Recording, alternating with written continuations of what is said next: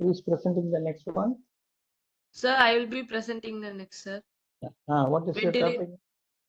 My topic is ventilator-induced lung injury, sir. Ventilator, yeah. This is one of the questions that has been repeatedly asked in the theory examination. So it is better that you have a very clear concept about it. Let us see what Shiv Shankari has to say about it. Go ahead, Ma. Yes, sir.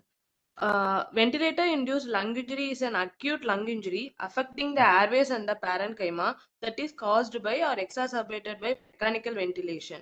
It is mostly seen in patients ventilated for acute respiratory distress syndrome.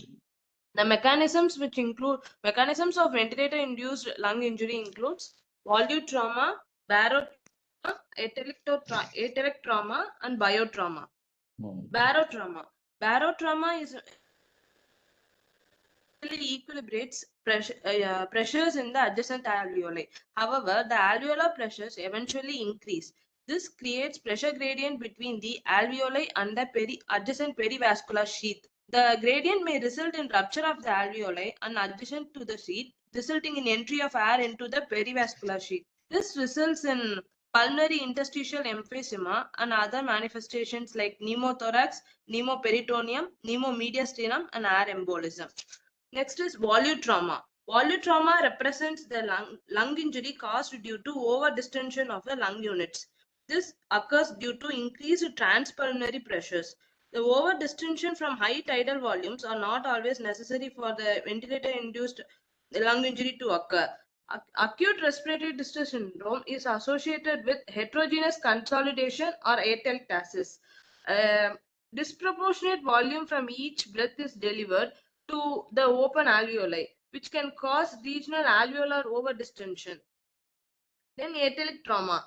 Atelic trauma is due to cyclical alveolar expansion and collapse during ventilation, which creates shear forces. These forces cause distension and injury to the adjacent alveoli and the airways. Specifically, the non-atelectatic alveoli are injured by the neighboring atelectatic alveoli due to cyclic alveolar expansion and collapse.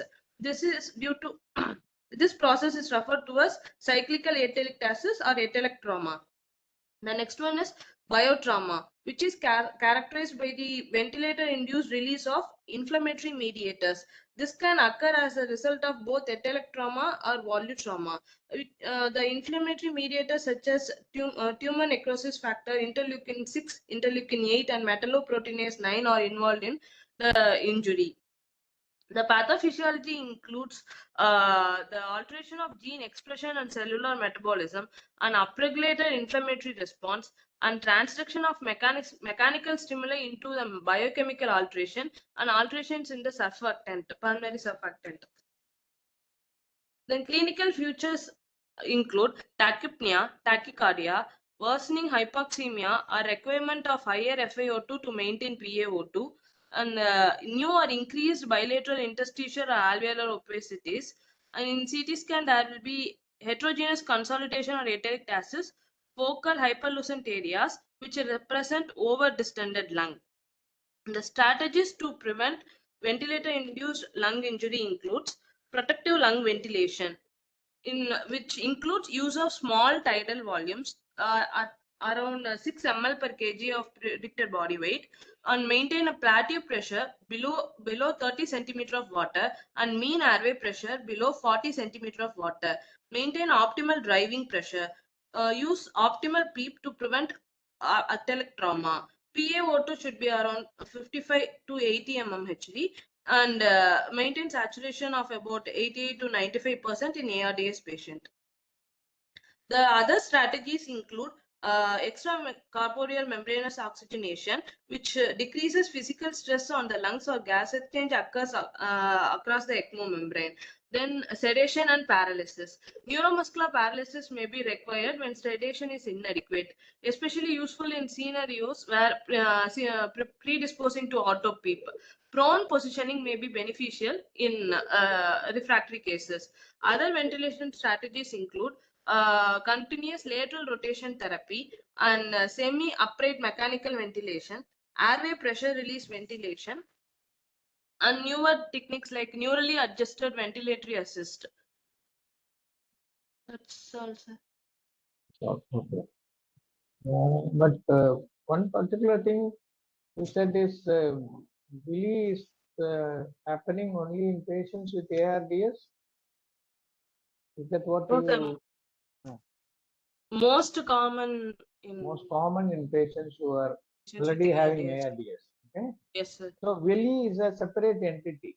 Ventilator-induced Yes. lung injury is an entity by itself, which is caused by mechanical ventilation. Okay. Yes, And sir. what you have described is mostly the lung problem. Is there any other injury that can be or other harm that can be happening because of the ventilation, mechanical ventilation to the heart functioning? Circulatory dysfunctions. Right ventricular dysfunction. Okay, so that also can happen. And Yes. yeah. Did you mention about the static and dynamic forces leading to the Willy description? I think that has to be given a little bit explanation in your answer. It is not there. Okay, So sir. I'll just try to show you. It is going to be done for that.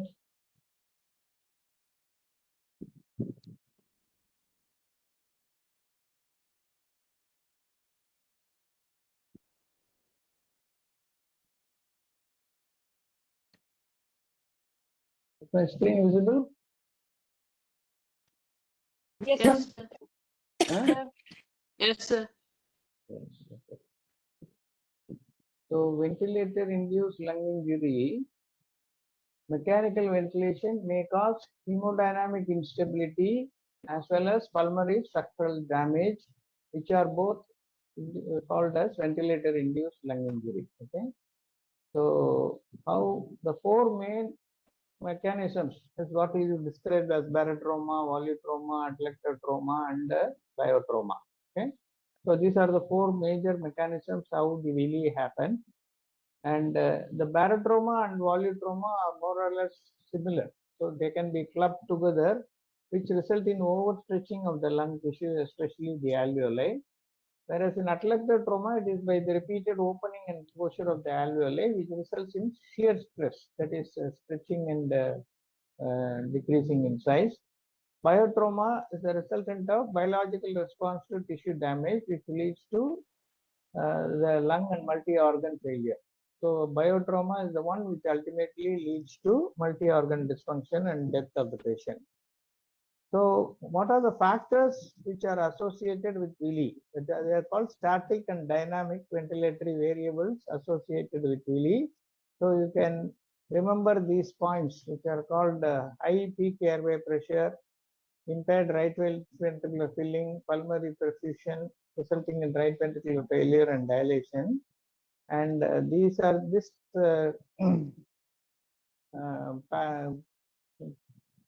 picture will tell you what are the static ventilatory variables are: peak airway pressure, plateau pressure, dynamic change in the pressure, PEEP, and tidal volume. These five things are called the static ventilatory variables.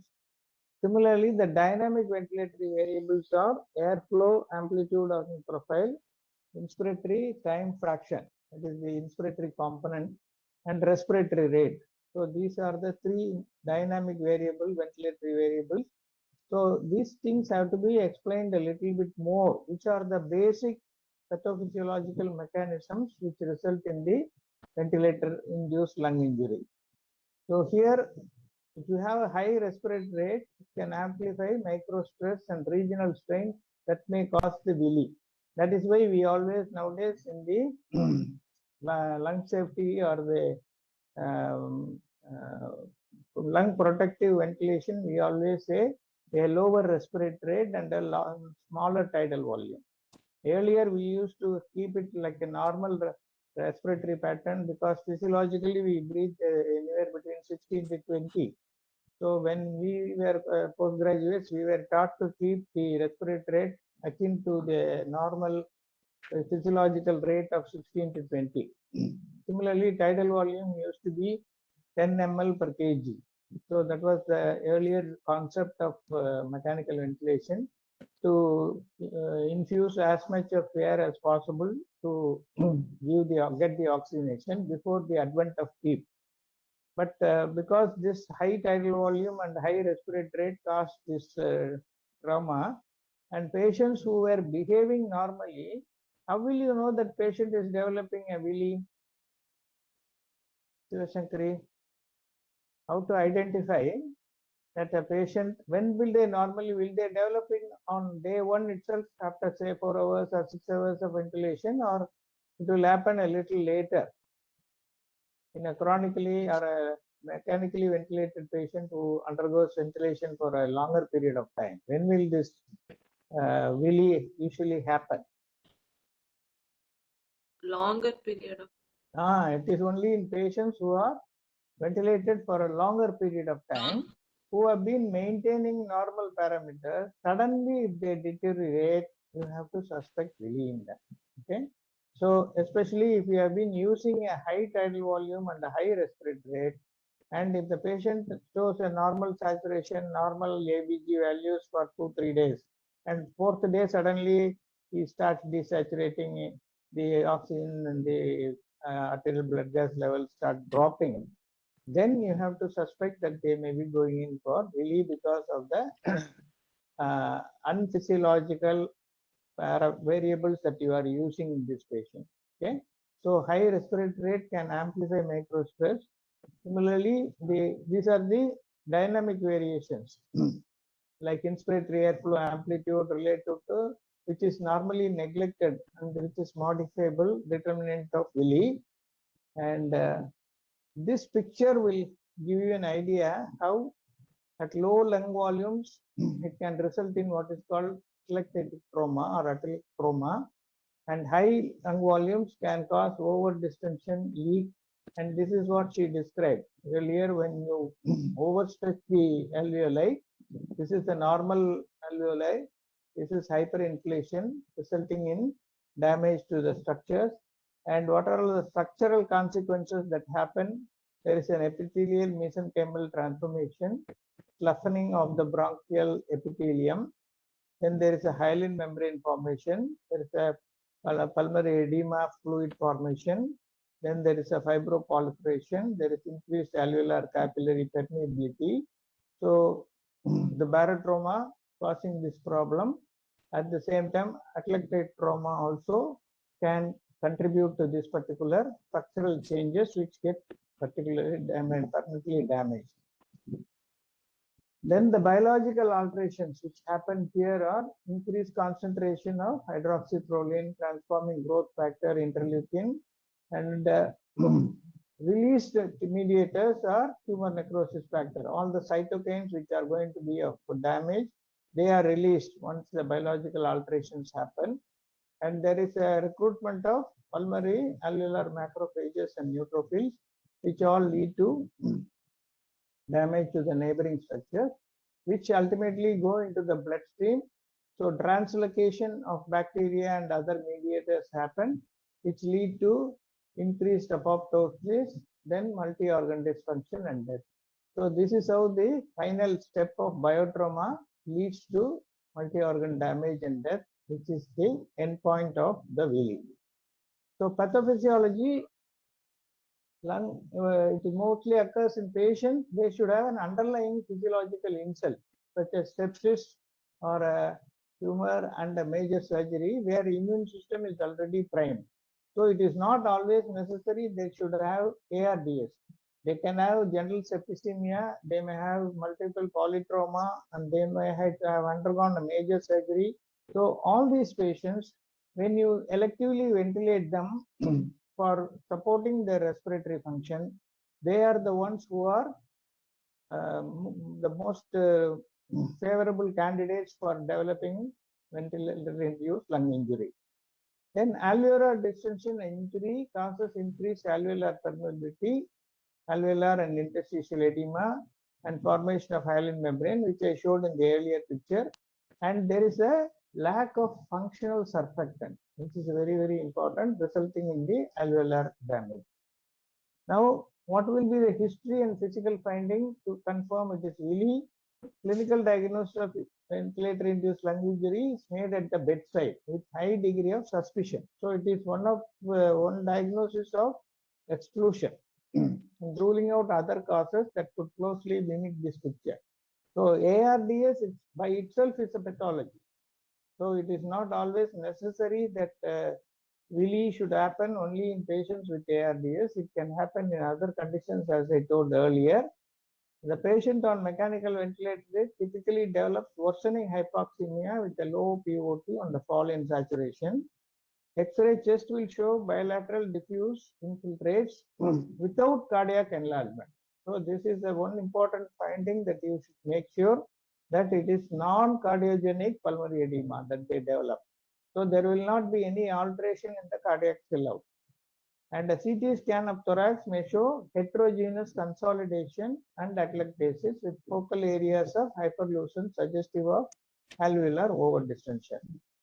And there is a new onset pulmonary infections and pulmonary edema that are common differential diagnosis to be ruled out.